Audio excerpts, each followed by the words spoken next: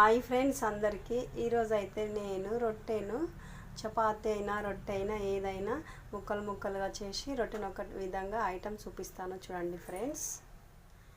ఏం చేసినంటే ఫస్ట్ గల ఇవి కోసుకున్నాను ఫ్రెండ్స్, ఉల్లిగడ్డలు ప్లస్ పచ్చిమిరపకాయలు. పొయ్యి మీద బాండి పెట్టేశాను ఫ్రెండ్స్. చూడండి, బాండి పెట్టిన తర్వాత ఉల్లిగడ్డలు వేస్తున్నాను, మిరపకాయలు రెండు వేస్తున్నాను ఫ్రెండ్స్. అవి అయిన తర్వాత ఉప్పు వేయాలి. ఉప్పు వేసినాక కొంచెం అంత అల్లం వెల్లిపాయ వేయాలి ఫ్రెండ్స్. అంతే ఫ్రెండ్స్, అన్ని అల్లం వెల్లిపాయ ఉప్పు అన్నీ వేసి ఇట్లా కలిపేసేయాలి ఫ్రెండ్స్. కొంచెం అయిన తర్వాత రొట్టెని ముక్కలు ముక్కలుగా చేసి, ఇప్పుడు ఈ రొట్టెని తీసుకున్నాం కదా, ఇది ముక్కలు ముక్కలుగా చేయాలి ఫ్రెండ్స్. ఇట్లా ముక్కలు ముక్కలుగా చేయాలి ఫ్రెండ్స్. చూడండి ఎలా ముక్కలు ముక్కలు చేస్తున్నాను. ఇంకా చిన్న చిన్న ముక్కలుగా చేశాను కదా ఫ్రెండ్స్. ఇప్పుడు ఇవి ఆయిల్ లోపల వేసేయాలి.